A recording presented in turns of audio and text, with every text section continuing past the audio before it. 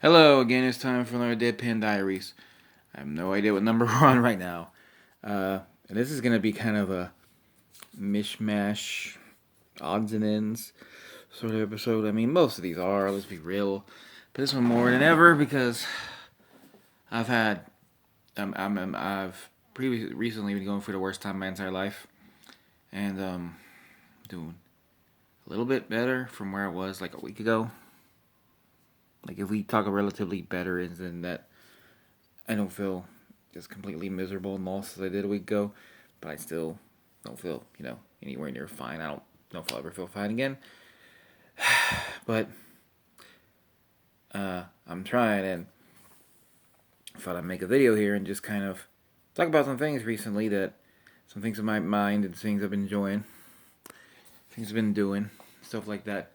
And so right off the bat, let's talk about something I think I've talked about before, and it's Drew Carey Show, a show that was a sitcom from 1995, 2004, excuse me, and show that I kind of grew up on. Like I remember watching the episode with Triple H when that happened. At least I think I did. Yeah, I remember watching that because I like Triple H, or I like DX or whatever. And I liked what I saw, and I kept watching the show. I know I was watching the new ones, and I was catching like the reruns. They replay, on Fox or something. Might have been WB. I don't. I think it was Fox. I think it was WB because they had WB or had the rights to it. Anyway, the Drew Carey Show, if you've never seen it, is essentially it's about Drew Carey, obviously, and essentially it's basically free free setups here. It's his workplace comedy where he works this office job at this fictional department store called Winford Lauer that feels very similar to like a Macy's, J.C. Penney. I'm not sure they even have those anymore, but something like along those lines. And you see the stuff he goes through in his job. A lot of that is his coworker Mimi, who he has an antagonistic feud with. That's usually them playing pranks on each other and stuff like that. Sometimes just come back in with some mean insults, or whatever. And dealing with his boss, who from season 2 onward is Mr. Wick, played by the great Craig Ferguson. In fact, I believe this is where Craig Ferguson got his big break, and it's also where I first knew him from. Then later on, loved him on his talk show. And the other parts of the show are uh, his life with his friends, which is Oswald, Lewis, and Kate, and his love life. Those are like the other parts. And basically, Oswald and Lewis are kind of stupid. They're kind of dumb homies that they're a lot like him. They go and drink at the bar called the Warsaw, and they try to just live their meager jobs and just they have some weird. I remember I think it's Oswald is a janitor.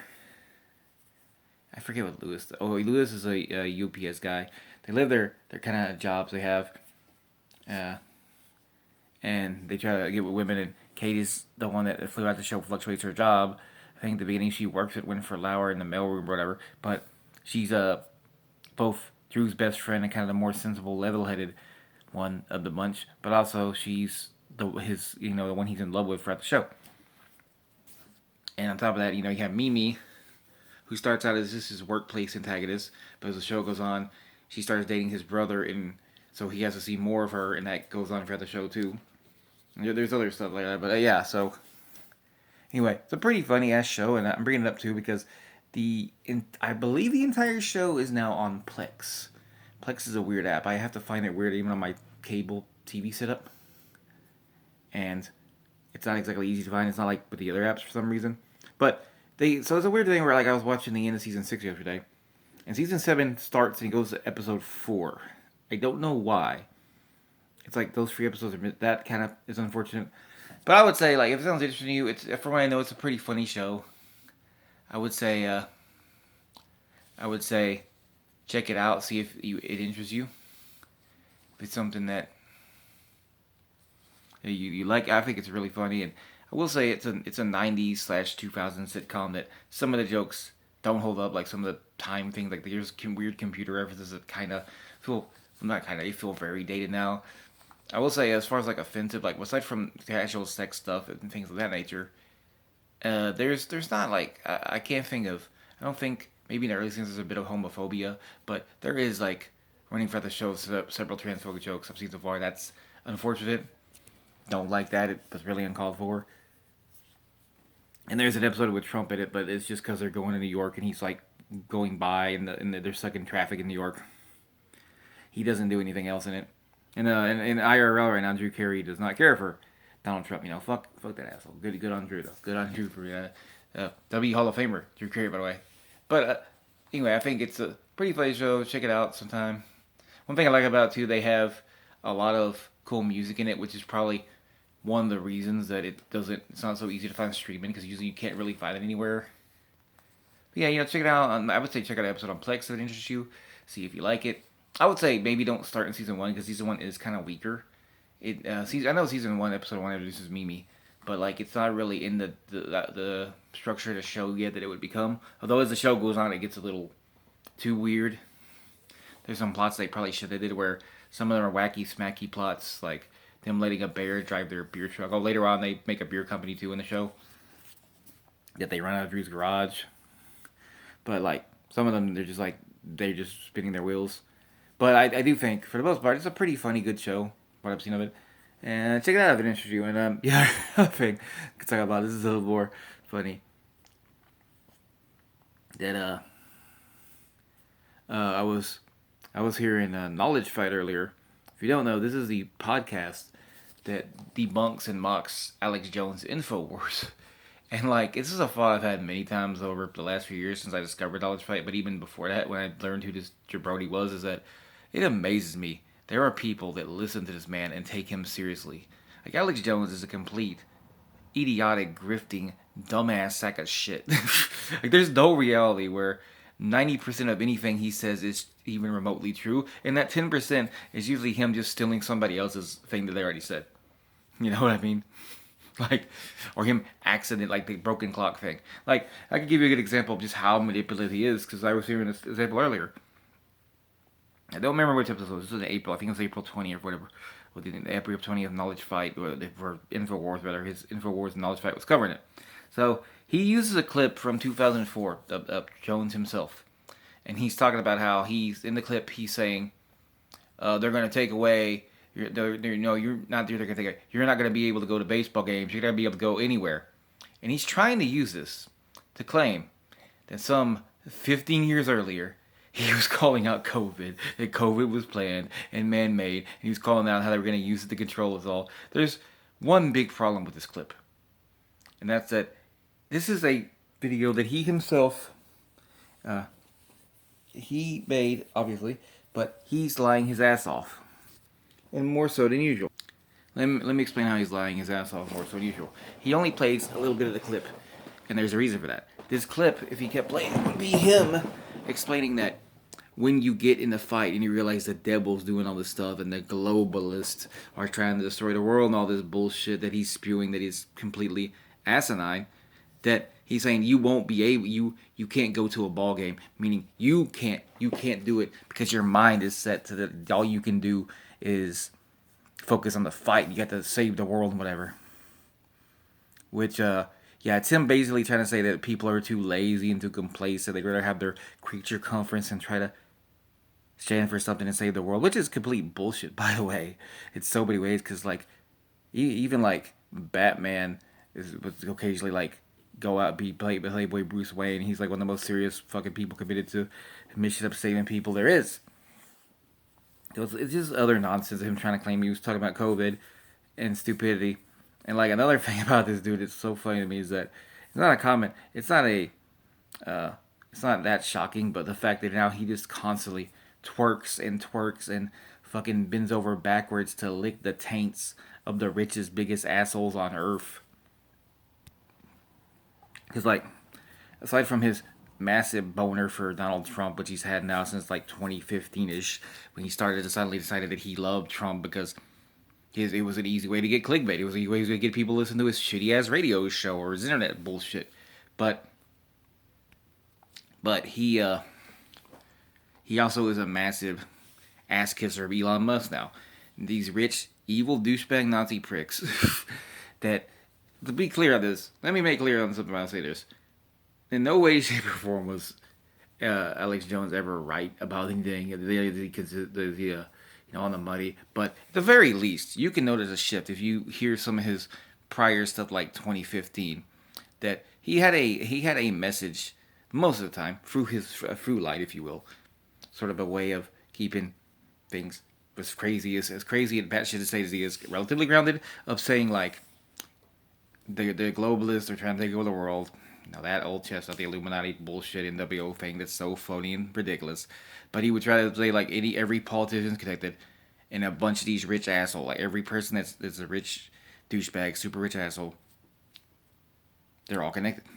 That was his mo, if you will. Now it's stupid, it's asinine, but it is connected to his other bullshit. But then immediately, once he saw the chance to immediately get on his knees and kiss the ring of Donald Trump, this fucking dumb piece of shit, this fat slob of a pathetic loser, just immediately was like, oh, actually, I discovered something. See, Trump is fighting him. He's the one guy against him. He might be this rich dude, but he's a politician that cares. And then basically with Musk, he's just done the same. I don't even think he even tries really to sell the fact that to Musk, he's just a whore for Elon Musk at this point. He's just like, oh, everybody trying to tear down Elon Musk and X and all this shit. They're the globalists. Like, he doesn't even try to come up with a backstory. Because at this point, if you're listening to him and you believe his words, you're already sold. You don't care. You're along for the ride. You know that he's completely full of shit in every way possible. And you just don't care. Like, you're buying the shit. You're eating the shit. You're like a pig in slop. But it's ridiculous. Like, this man can't be taken seriously. This man has claimed, among other things, in the recent year that the government was controlling the weather. That's a big one. That's the one that wasn't just his dumbass saying that, but it was a thing that a lot of stupid eaters were saying last year. Uh, fucking, was it recently claiming that he, so he claims that during the inauguration, that is his claim, and Infowars, that the original inauguration of Trump, the first one, that they were going to fly a helicopter into where he was being inaugurated, into the inauguration itself. They're going to fly a helicopter into that to try to kill him. Then, after he got shot last year, because let's be real, that was fake, phony bullshit. That was the most staged shit ever. But after he allegedly got shot last year, he, after making like a statement, he was on vacation, but he had some record statement like, I already told you the global is going to track, all that nonsense, stupid bullshittery. But then he apparently has also claimed before, like, the thing he claimed was like, we're going to see when he's president on Air Force One, they're going to blow up Air Force One to try to kill him. Which is like, I don't know if he just saw Air Force One the movie or something like. But yeah, that not only has that not happened yet, it's not gonna happen. It's a stupid ass thing of him trying to stroke a fire of hatred and stupidity, because that's what he gets. That's what he gets. And I mean, this is the same guy that not too long ago was making up stories and harassing the family of people who lost their kids that were shot to death in Parkland, and he still hasn't paid any victims. The fact that this man, and we're in April now, of 2025, no, May, sorry. Worst year ever, but the fact that this man is still allowed to even make a show after he hasn't paid 1 cent of the money he owes to these people he's victimized. And he was supposed to sell his company, and the Onion was going to buy it, and they were going to take a pay cut to buy it. But instead, this crooked ass judge, who should fucking be absolutely disavowed, just allowed them to fucking say, no, actually, we're not doing that. You need to take the money. I'm not going to let you take the money that low. But he also didn't do anything about, him running a fucking show. All that shit. All that shit, like, it shows, he's an awful man who lies and grifts, and that's all he can do. It's so pathetic. Also, famously, he used to hate Putin pretty well. No, like 2004-ish, a few years older, but now he also twerked for Putin, which is probably more heinous than twerking for the rich assholes here, because, like, what are you even doing, man? But yeah, anyway. What else was I talking about? What's up? I was, what was I doing? I was watching Mystery Men. That's a pretty good ass movie. It's a movie that I really enjoy a lot. Mystery Men movie doesn't get enough love. It's a fun ass superhero parody movie that came out like in 1999. Somehow, we haven't really got a lot of those since. Haven't really got a lot of them movies.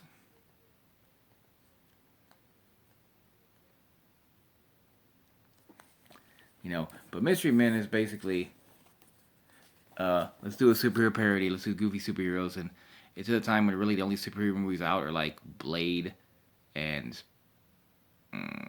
I don't even know Blade.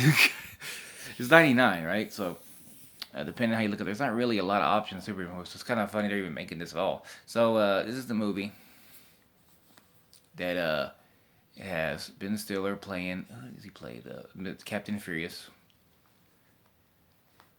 Captain Fury. No, Mr. Furious.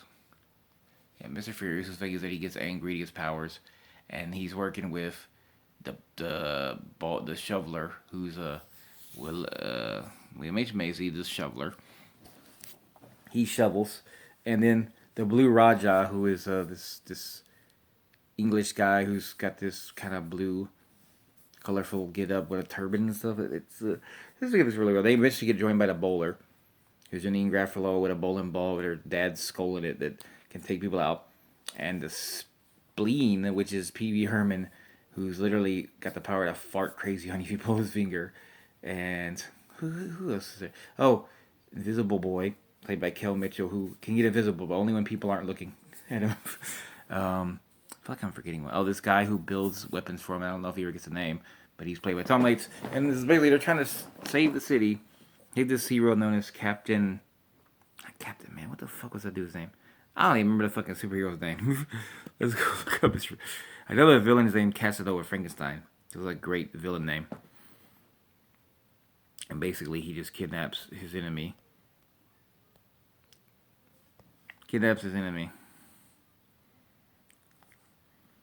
And they have to try to save him because they're trying to destroy it. Their big plan is that him and these other villains are going to destroy the city.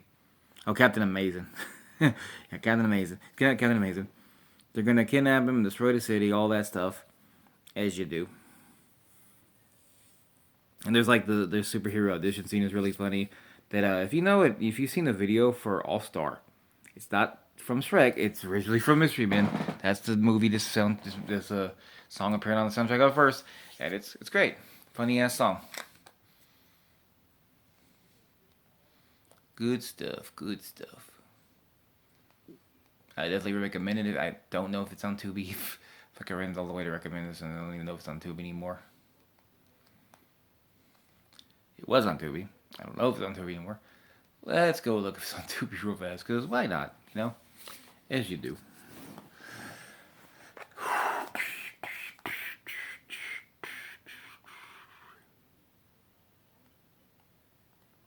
What was the other movie? Liar, Liar. I saw Liar, Liar again. I don't think I've seen this movie since I saw it in theaters. And it was really good. I like Jim Carrey, silly Jim Carrey, cursed. He tells the truth. This pen is blue. The stop breaking the law, asshole. Great line.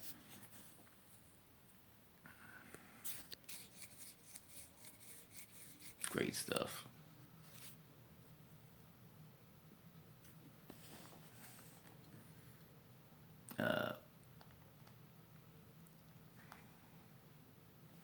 Oh, him drinking the water crazy too. He's like, he wants to lie, but he can't lie. He got What About Bob in here. I might check this out because it's a good movie. Y'all ever seen What About Bob? You must like Bill Murray. I almost forgot what I was looking for. Mystery Men.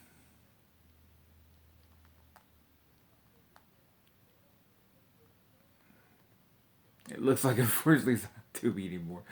And that's a shame. That's a shame. Damn.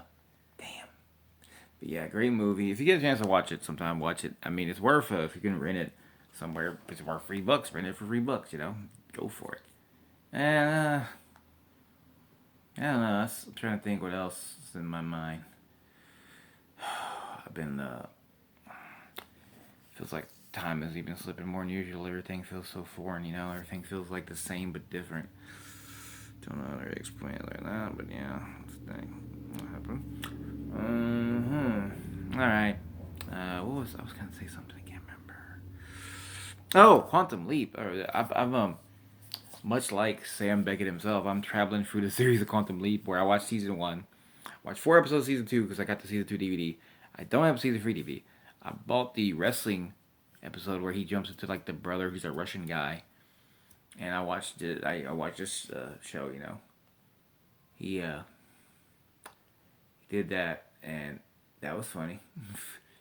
Don't get me wrong, that was funny, and not funny. It was a good episode. Not really funny. It was a good ass episode though. Cool episode with Terry Funk and it ripping doors off hinges and shit, breaking metal locker trays on his head. Really good stuff. And then I went to the last episode, The Quantum Leap, which I know the ending of because it's been talked about so much. The thing about him in the bar with God, and I watched it. Mirror Image, great episode.